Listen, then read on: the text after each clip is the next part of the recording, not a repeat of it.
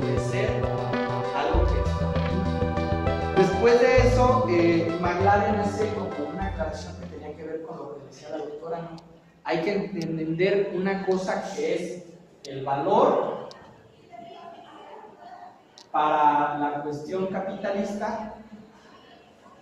De mercado. Exactamente. Y el valor que tiene que ver con la cuestión social. O humana. Sí, humana. Él plantea esto como desde las cuestiones, lo reitero, indigenistas. Porque dice el valor, justamente desde la perspectiva capitalista, tiene que ver con la cuestión monetaria. Y por eso decía que lo que platicábamos con la doctora hace rato servía de preámbulo, porque efectivamente aquí pues ya está la tarjeta de crédito, ya está esto, ya está el bolero que tiene que cumplir su función, ya está como lo que genera riqueza. Y el valor en los indígenas, tiene que ver con el valor que nosotros como seres humanos y como comunidad tenemos. Ejemplo, los ancianos, ejemplo, los campesinos, ¿no? Por ejemplo, en Maruata, pues todavía son muy respetados los ancianos y todo lo que ellos digan. Y todo se hace en base a asambleas en Maruata. Entonces, este valor dista mucho el uno del otro. Y también pone el dedo en la llaga para que no nos perdamos entre este valor con este. Porque dice este valor justamente tiene que ver con lo monetario, ¿no? Entonces tiene que ver con lo monetario y no hay que perdernos en eso. Y este valor tiene que ver más con la vida. Exacto. La vida, incluso no solamente humana, sino con la vida. La vida, ¿no? Sí, la vida misma. Este valor lo plantea McLaren como el valor abstracto.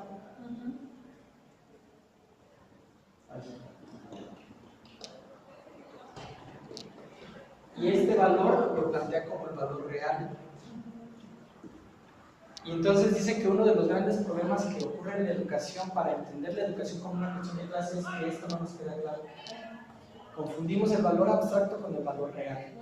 Y entonces, para ejemplificarlo como en la área, algunos como la docencia, eso tiene que ver como lo que decimos algunos de la sección 18 y del PSM. Este valor, hablando en educación, tiene que ver con el profesional de la educación, por así decirlo, que va a cobrar un salario, que va a trabajar ciertas horas, que va a tener vacaciones, que va a tener prestaciones, que va a hacer un contrato y que va a cumplir una función. Y que se puede entender como, si a mí me pagan hasta esta hora, yo me voy a ir. Este valor tiene que ver con lo que no nada más la sección 18, sino muchos movimientos latinoamericanos planteamos como el educador popular. Es más, me voy a poner así a ver si podemos aquí como profesional en la educación. Y este es educador popular.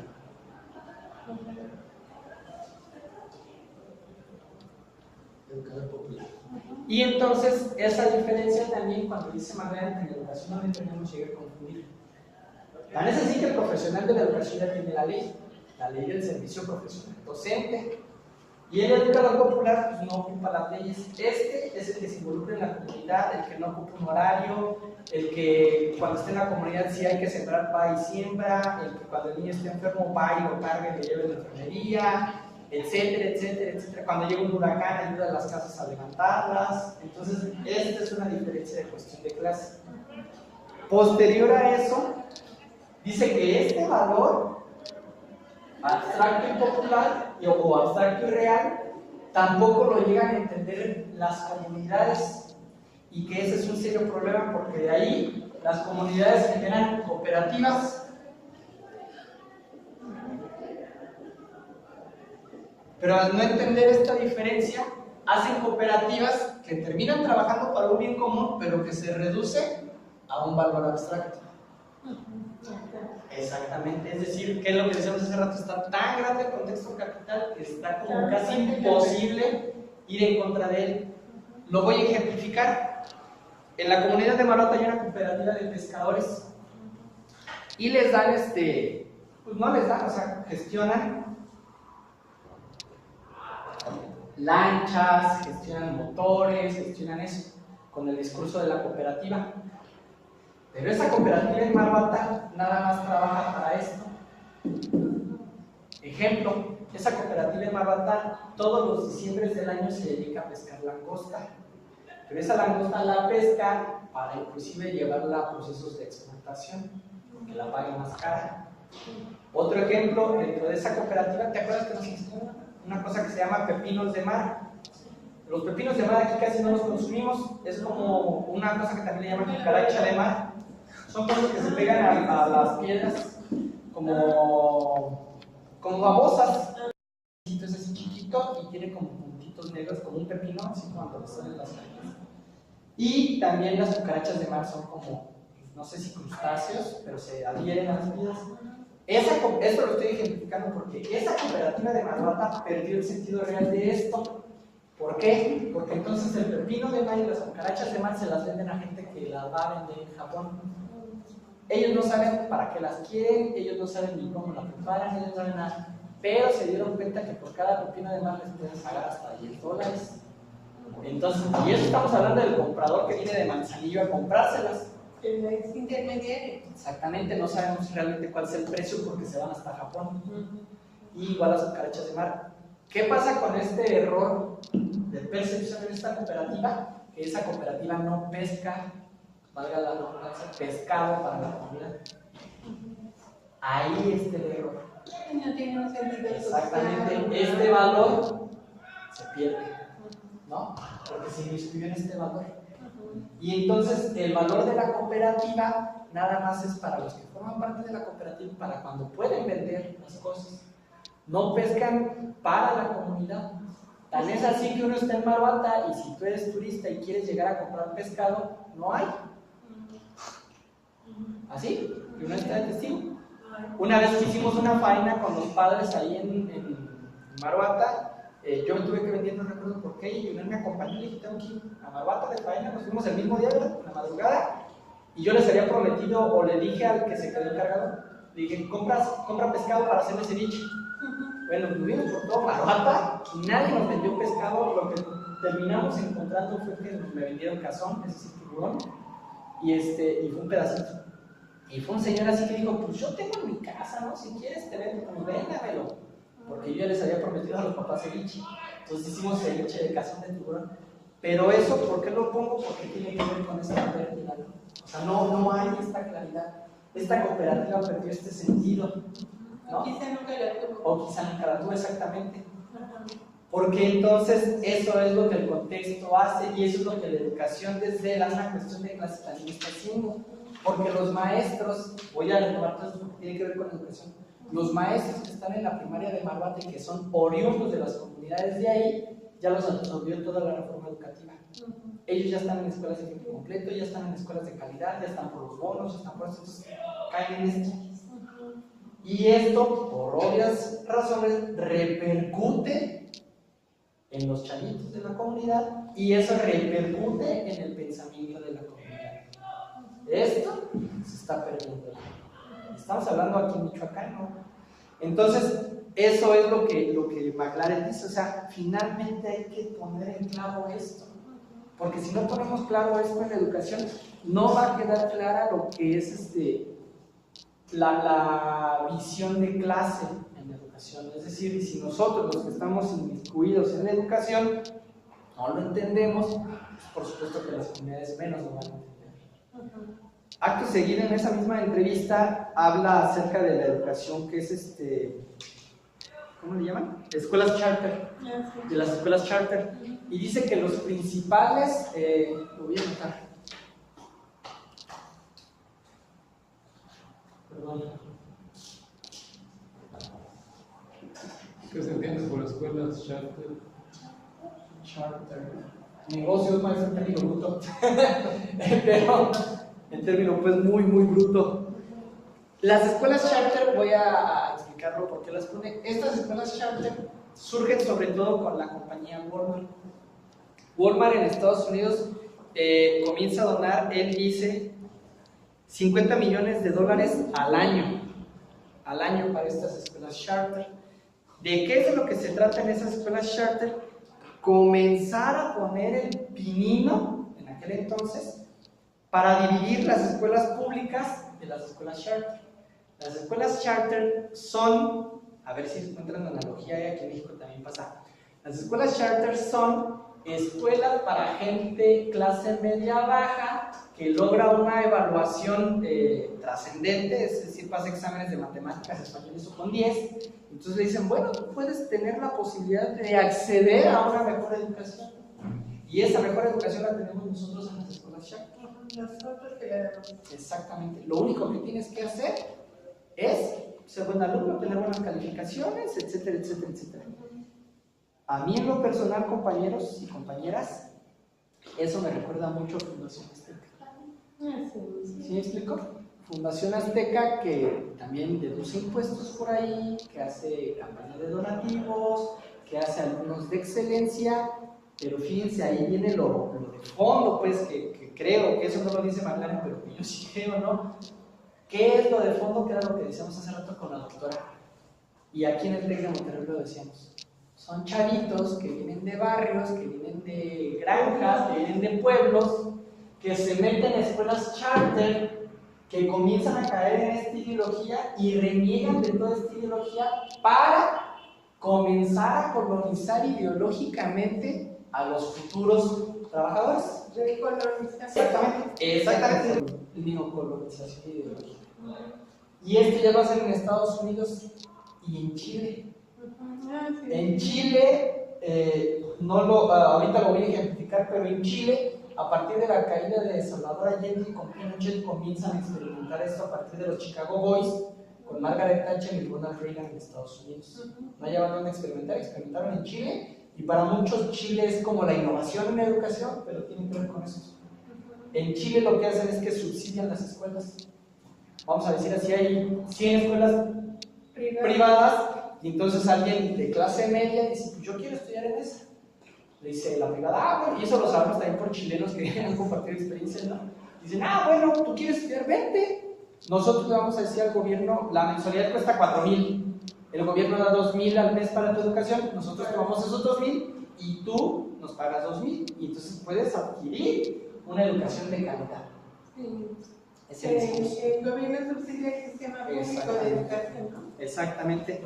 Y de ahí, entonces, cuando ya ganan esta conquista ideológica y cuando ya neocolonizan a todos esos educandos, viene lo que entonces McLaren lo llama, ahorita les digo, es que él tiene una palabra que, bueno, finalmente yo lo pongo clase media, ¿no? Pero McLaren lo utiliza una palabra de, ahorita les digo, estatus socioeconómico bajo.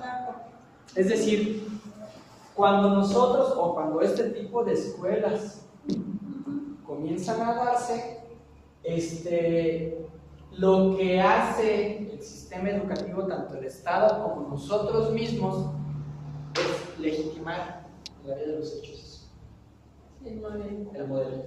Y eso pues en política tiene mucho peso. Y entonces lo que ocurre es que los que se creen o creemos ilusoriamente que somos clase media, porque pues para mí no hay, para mí somos explotados y explotadores, y nosotros casi, no, todos los que estamos aquí somos explotados. Entonces somos de la misma.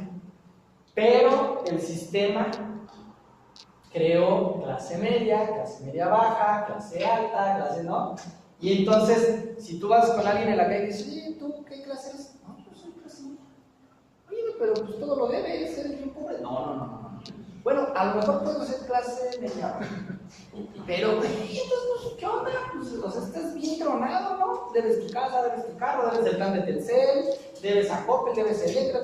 No, pero tengo mi trabajo que, gracias a Dios, me permite pagar las tarjetas de crédito que todavía no gano. Es decir, ya estoy endeudado con las tiendas de raya. Pero entonces, este proceso ideológico llega a legitimar el sistema capitalista y el sistema neoliberal en concreto. Y ahí es donde nos van comiendo hermandad en términos muy, muy coloquiales. Claro. Porque entonces viene la neocolonización. Y con la neocolonización pues viene todo este proceso que estamos viviendo, de que entonces ahora los que luchan son los acarreados, los borregos, los que no tienen nada que hacer, los que no tienen que trabajar. Y no me refiero a los maestros, me refiero a cualquier persona que luche, ¿no? Es decir, rebelarte contra esto, pues es que no tienes educación, ¿no? ¿Cómo hay un licenciado en psicología educativa, en pedagogía y un maestro en ¿Qué artes? hacen los maestros en la cárcel, no? ¿Cómo es que se van a rebelar? ¿No? Y eso tiene que ver con la burla que ahorita les voy a pasar a partir de las jornadas para contextualizar esto. De ahí, cuando legitimizamos el proceso, tiene que ver con lo que entonces McLaren dice que no tiene que ver propiamente, o sea, sí tiene que ver, pero no es culpable de los charters ni de esto. Dice, el gran problema que está ocurriendo es que nos han vendido, que también ya lo dijo la doctora y ya lo hemos dicho, que a partir de la educación tú vas a poder ser alguien en la vida, como si no fueras nadie, pues, si no estudiaras, ¿no? Como si un albañil no fuera nadie, como si un carnicero no fuera nadie. Entonces te dice, pero el problema no viene aquí, porque pues estos han hecho su chamba. El capitalismo ha hecho su chamba, el neoliberalismo ha hecho su chamba y te siguen vendiendo la ilusión de que a mayor educación, mayor riqueza y mayor oportunidad de trabajo. Tan es así que el Senado está sacando ahorita un comercial en la radio, he escuchado, del Senado de la República. Dedícate a estudiar con tus hijos porque a mayor educación, mayor ingreso. Algo así, ¿no? Entonces te dice, el problema sí ya está aquí, pero aparte de que no lo hemos caracterizado, el problema no tiene que recaer netamente en la educación. Te dice, porque entonces ahí los culpables son los maestros, como en México. Los culpables, por ejemplo, en Michoacán, de que Michoacán esté quebrado, somos los maestros. Sí, no hay más. No es Fausto, no es Godoy, no es Lázaro Cárdenas Batel, no es nadie de ellos. No No. son los empresarios, Somos los maestros, no no son somos. los medios de comunicación. No es el fraude que hicieron en el libramiento que salió hace 4 días en la jornada, ¿no? Multimillonario. No, eso no es lo que tiene quebrado al estado de Michoacán. Son los maestros, porque ellos reciben un sueldo quincenal, porque ellos tienen prestaciones, porque ellos luchan y marchan y tapan las calles y entonces los comerciantes Porque del el centro dependen de 80-90% del presupuesto del Estado se va para la exactamente, o sea, educación. todo eso es lo que dice McLaren. Entonces sí hay que leer esto, pero no hay que clavarnos en eso. Dice, el mayor problema que hay en esta cuestión de la educación como una cuestión de clase es la pobreza. Se dice, es decir, cuando tú entiendes que sí, que la educación te va a ayudar a transformar ideológicamente y todo esto, pues es un proceso muy largo, que sí se puede dar, pero va a tardar mucho. Dice, el principal problema es la pobreza, porque entonces con la pobreza viene también una desestabilidad social muy fuerte. Y entonces, ejemplo, el chavo que entra en el TEC de Monterrey, que dice, como dijo la doctora, venden hasta la vaca, y termina por no encontrar chamba y aparte debe los otros 2 años de la carrera, pues al no encontrar otra opción, o bien puede hacerse narco, o bien puede hacerse secuestrador, o bien puede hacerse ladrón, o, exactamente, como el que se suicidó hace algunos días aquí en Morelia, en Santander, ¿fue, no? Banorte, exactamente como el que se suicidó aquí en Morelia. Entonces dice, el gran problema es la pobreza, pero eso lo sabe el Estado neoliberal y lo permite. Porque para ellos ya se dieron cuenta que a partir de esto, pues es el negociazo de la vida, es el tercer negocio más rentable a nivel mundial de educación. Así es. Y entonces no te dicen que este es el problema, más bien te dicen que este es el problema, pero a partir de los grillos, a partir de los que luchan, a partir de los que le hacen de pedo, a partir de Los que se oponen a exactamente, eso, porque problema. el rescate es la educación. Sí. Esa es la fase. Y McLaren dice, a ver, o sea, sí, pues, sí hay un problema en educación, pero el mayor problema es la pobreza. Porque entonces te encuentras gente con doctorados y con maestrías que no encuentran trabajo. Y que en términos de los empresarios es que te sobreperfilas.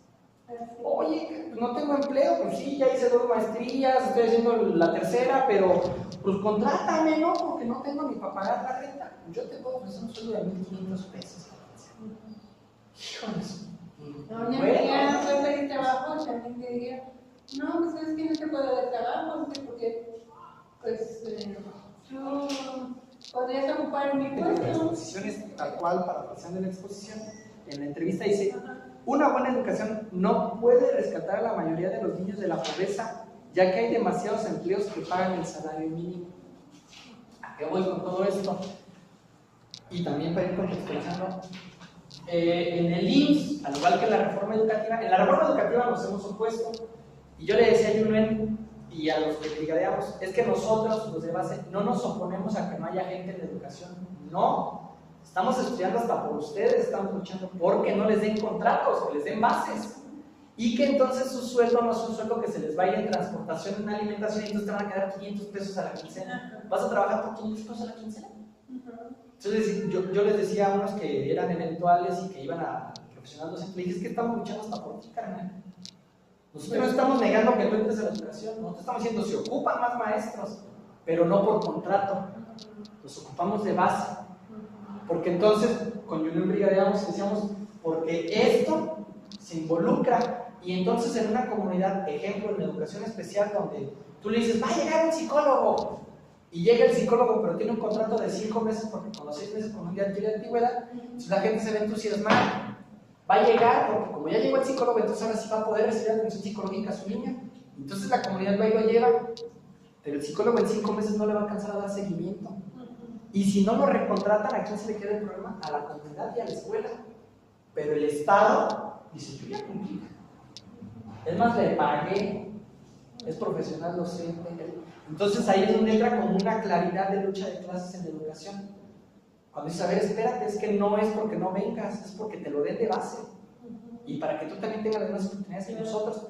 Y entonces ahí entra lo que McLaren dice, que un investigador en Estados Unidos se dio cuenta, a partir de las escuelas charter, comienzan a subcontratar a los profesionales de la educación. Y esto también nada para ejemplificar, en el ISSSTE los contratan cada 15 días. Y eso lo pregunto, cada 15 días, eso lo pregunto ahorita que estoy yendo en rehabilitación. Cada 15 días y más del 50% en el ISSSTE ya son por contrato. Ya no hay intendentes, ya no hay enfermeras, ya no hay administrativos. Todos son por contratos.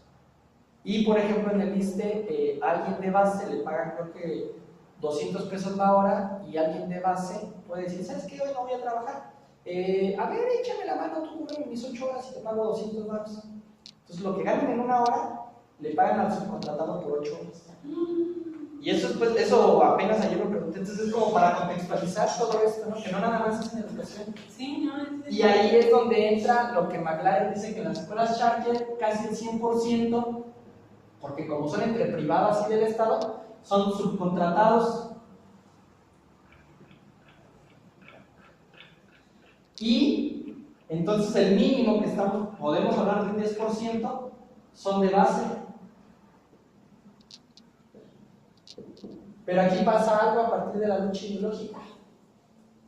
Estos comienzan a pelear con estos, porque estos tienen más prestaciones que estos. Y entonces estos, los subcontratados, comienzan a ver como algo natural y lógico que no tengas prestaciones, que no tengas vacaciones, que no tengas bono navideño, que no tengas nada. Pero lo que pone el dedo en la llaga a partir de esa investigación en Los Ángeles, McLaren, es que dice que estos ya se la comienzan a creer. sí. Es decir, los trabajadores de base, ahorita estamos hablando de educación, pero se sienten culpables, y entonces comienzan a aceptar las condiciones de las escuelas Sharia. Y entonces comienza a haber como una rebatinga, porque ellos, como lo dicen los medios de comunicación aquí en Michoacán, nosotros los de base somos los privilegiados, somos los que tenemos un sueldo cada día, somos los que tenemos la seguridad social, pero no dicen que no es que seamos privilegiados, sino que es un derecho tener un salario digno, para tener salud, para tener casa, para tener alimentación, para tener vestido, y eso viene en la Constitución, ustedes lo saben. Entonces, pues, a través de la guerra ideológica y de la neocolonización, tal resulta que tus derechos es algo de privilegio. Sí. Tener derecho a vivienda, alimentación, educación, a vestido, a salud.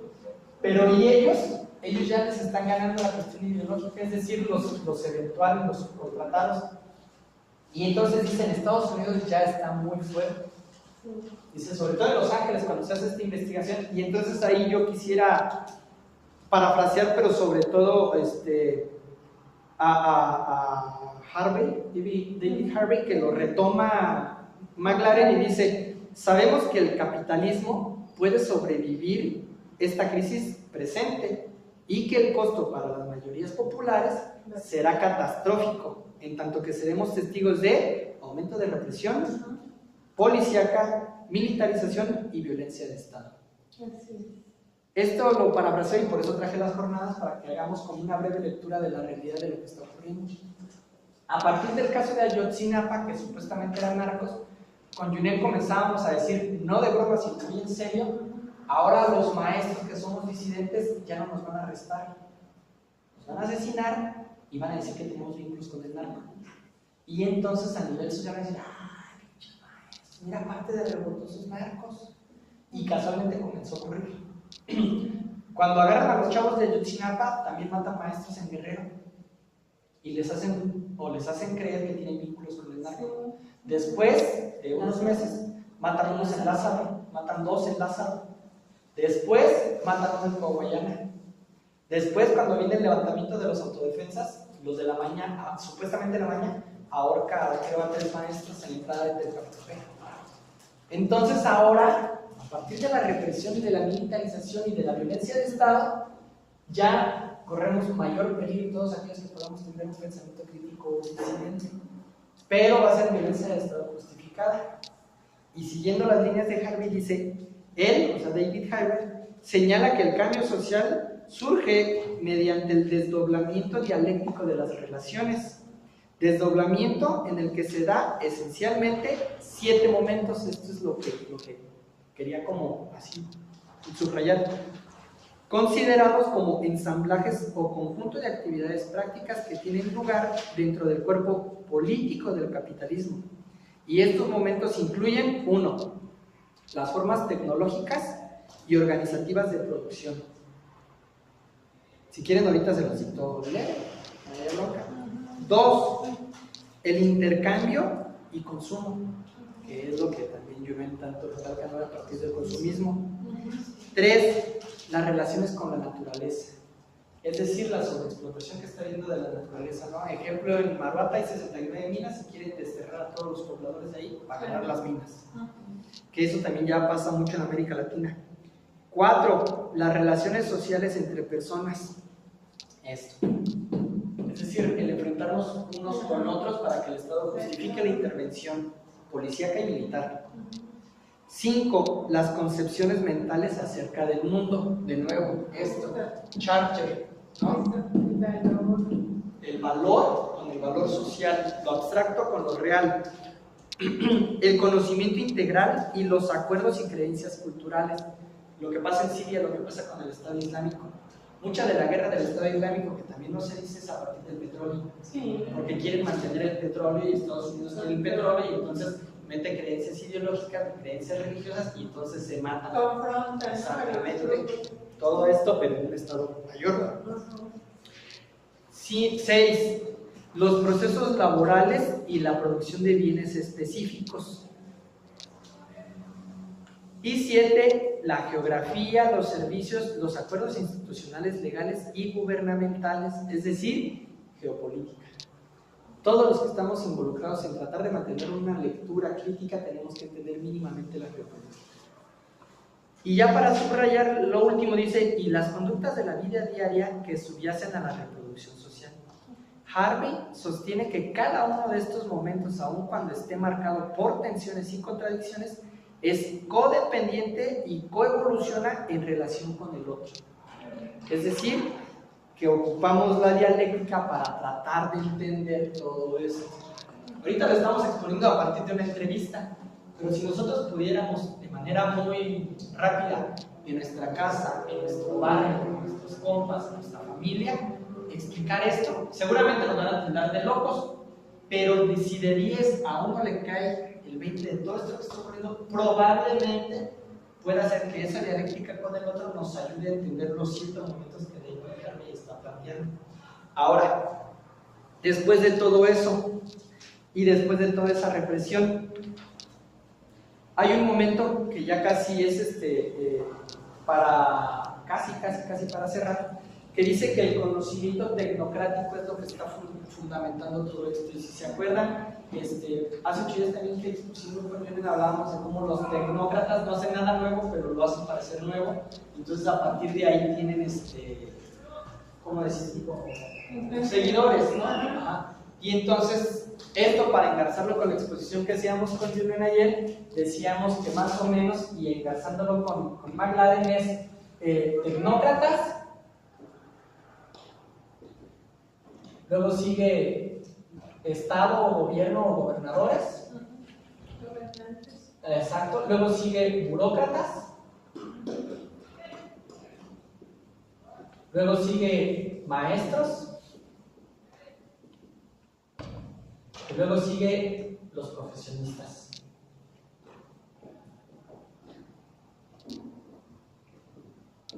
Esto como lo enlazamos con lo que tiene que ver con McLaren, fácil.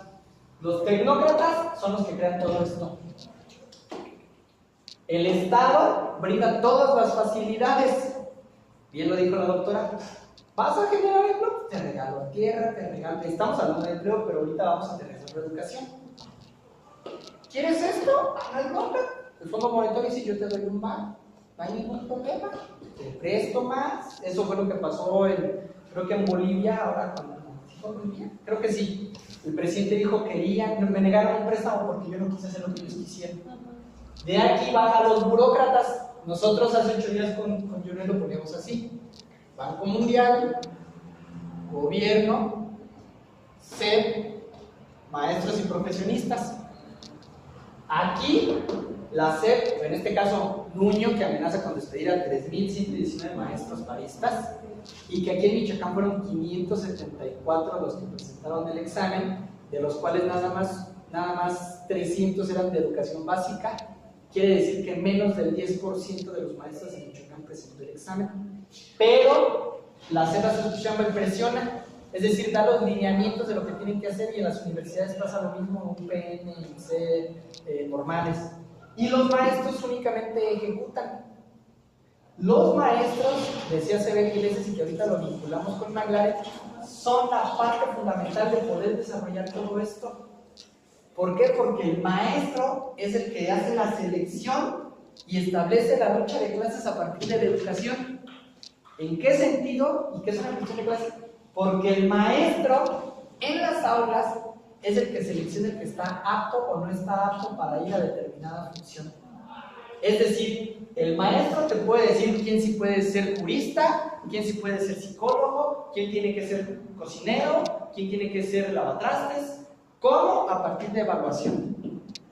A partir de operador de la exactamente. Y el problema que con Junel veíamos, tanto ahorita con McLaren, cuando lo exponíamos a Severo, es que esta parte, los maestros no hemos terminado de entender todo esto. Y entonces, para que no nos creamos burros, el Estado neoliberal genera el concepto ya no de maestro, sino de profesional de la educación. Y entonces eso ideológicamente gana.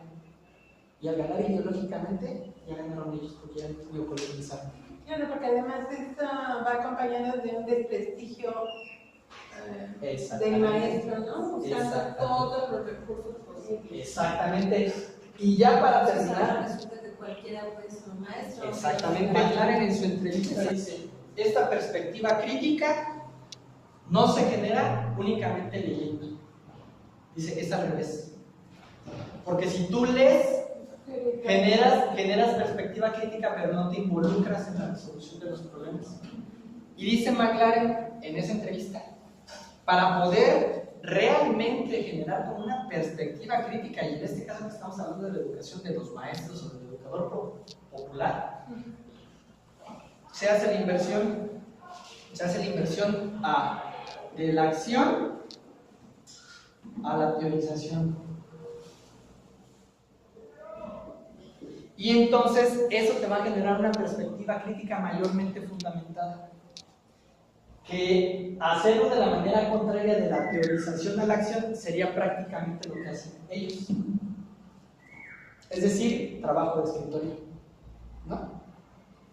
Y dice McLaren así, ya casi les digo para terminar, es así, tal cual. En otras palabras, la conciencia crítica no es ni la raíz ni la condición previa de compromiso con la lucha revolucionaria, sino el producto de dicho compromiso. Es en el acto mismo de la lucha que los individuos se transforman como seres críticos y autorreflexivos y conscientes. Las identidades políticas con basamento crítico no son motivadoras de la acción revolucionaria, sino que más bien se desarrollan como consecuencia de la lógica de dicha acción. En términos concretos, es como a la par. O sea, tú luchas, te preparas ideológicamente. Haces una cosa, analizas, te preparas ideológicamente. Y que para aterrizarlo con nosotros los profes, es como esto que nosotros estamos haciendo en Michoacán. O sea, sí marchas, esos plantones, sí tomas, pero a la par estás creando un programa democrático de educación y cultura que tiene que ver con conocimientos directos que le puedan servir a las comunidades. Exactamente. ¿Qué es lo que pasa? Y vamos a ser bien honestos, que en la sección 18 y sobre todo en los movimientos de masas, no nada más en la sección 18, pues la masa no es pensante, y eso lo dice Freud y lo dicen muchos teóricos más de las masas. La masa no es pensante. Entonces lo que tiene que ocurrir es que alguien o un grupo de la masa se ponga a hacer como esta parte, para que entonces a la masa ya prácticamente le digas, órale, chambea. Pero es hacer eso, en este sentido de análisis, es hacer exactamente esto. Es decir, es mandar desde el escritorio lo que los compañeros tienen que hacer. Sin embargo, cuando tú haces esta parte intelectual desde la psicología de las masas, dices, a ver, compañero, ¿qué es lo que tú haces en aula? No, yo hago esto, yo hago esto, yo hago esto. Entonces tratas de contextualizar la parte intelectual con la acción política, la acción de lucha social, ¿no? Y entonces toma un sentido distinto todo esto, porque ya se ve como una lectura de la realidad que nos permite transformar. Pero eso es lo complicado, porque entonces los maestros, también eso lo plantea McLaren, los maestros se han enfocado más en la lucha, en la lucha, en la lucha, en la lucha, y poco en buscar la asociación directa con los padres de familia. Si nosotros realmente los profes nos diéramos a asociarnos con los padres de familia y que en la área de los hechos ellos entendieran la lucha y el campo teórico, entonces esta perspectiva crítica pasaría a las comunidades. Y eso finalmente, sí, maestro, y eso finalmente tiene que ver con cómo podemos asumir la perspectiva crítica, ¿no? O sea, no nada más es una cuestión de leer y ya, es todo un proceso que tienes que llevar, desde entender geopolítica, derecho, educación, etcétera, etcétera. Y este vínculo entre teoría y práctica. Exactamente, que es como lo más importante. Y estas jornadas las traje y subrayé porque, ya para acabar y contextualizar, todo esto que estamos explicando en educación está pasando en estos precisos momentos en Latinoamérica. En Venezuela, en Bolivia, en Brasil y por supuesto en México, pero México pues lo hace menos de todos porque está más, diría Porfirio Díaz, pobre de México, más pegado a Estados Unidos y alejado de Dios.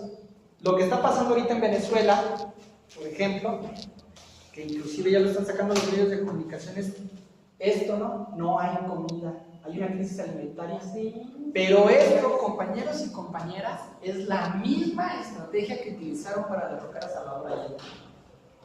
Y reconocido ya por la misma CIA. ¿Qué es lo que hizo esta parte capitalista? En el proceso de Salvador Allende, si nosotros entendemos que casualmente también es el 11 de septiembre, cuando caen las Torres Gemelas y ahora se festeja las Torres Gemelas y no Allende, ¿qué es lo que ocurre? Que la CIA ofrece el doble de sueldo a todos los transportistas para no sacar los alimentos y preferible que se echen a perder. Ejemplo, si aquí tuviéramos camiones de leche y un compañero fuera chofer, ¿cuánto ganas al día? No, pues 200 pesos, yo te doy 500, pero no saques el camión. Y entonces comienzan a generar una crisis alimentaria. Obviamente, como pegan en una necesidad básica, el raciocinio no llega a la masa. Y entonces piensan que es el gobierno de Salvador Allende y vienen las rebatingas sociales, como en este momento está ocurriendo en Venezuela y como en este momento va a comenzar a ocurrir en Brasil. Todos contra el gobierno. Exactamente. Pero a partir de Salvador Allende y de toda esta crisis alimentaria, entonces Salvador Allende desconoce a esos sindicatos y entonces ahora se vuelve una lucha política y social. Los sindicatos se van ahora contra Salvador Allende, la gente se va contra Salvador Allende y entonces Pinochet se reivindica a partir del golpe de Estado. Llega Pinochet, mata a Allende en el Palacio de la Moneda y entonces el capitalismo gana. Gana directamente. ¿Con qué? Con la muerte de Allende. Y entonces a partir de ahí a la población chilena se le genera aversión a todo aquello que pueda tener tintes de socialismo. Que eso es justamente igualito a lo que está pasando aquí en Venezuela con Maduro. Nosotros hace un año ya hacemos esa lectura con Cuba, ¿te acuerdas? Vimos una televisora que se llama Telesur, Sí. comenzamos a ver las crisis alimentarias, comenzamos a ver y luego dijimos, esto va igualito que lo de Allende, y casualmente ahorita ya está pasando. La perspectiva crítica es una de las posibilidades que te brinda, tener lecturas de la realidad y de lo que puede pasar, y entonces puedes como determinar o como tratar de tomar alternativas para poder evitarlo si es que se puede evitar. Con Dilma Rousseff pasó exactamente lo mismo, pero con unos elementos más. Ahí fue a partir de la corrupción. Es decir, sembraron datos de corrupción y dijeron que ella era la corrupta a partir de Lula da Silva, y entonces que los gobiernos que tienen tintes socialistas, y ya se descubrió que Treme, el actual presidente, pusiera exagente de la CIA. Entonces, finalmente la estrategia es la misma. ¿Cuál es la diferencia? La diferencia es que, por ejemplo, el día de ayer las comunidades indígenas de Brasil salieron a apoyar a Lula da Silva y a Rousseff. Y ellos decían, aunque Lula y aunque Rousseff nunca se preocuparon de los indígenas sí nos preocupamos porque con el neoliberalismo y el capitalismo van a venir las empresas a expropiar nuestras tierras y entonces a nosotros nos van a desterrar. Entonces no es que apoyemos a Lula y a Rousseff, apoyamos a que nuestras comunidades sigan estando donde están.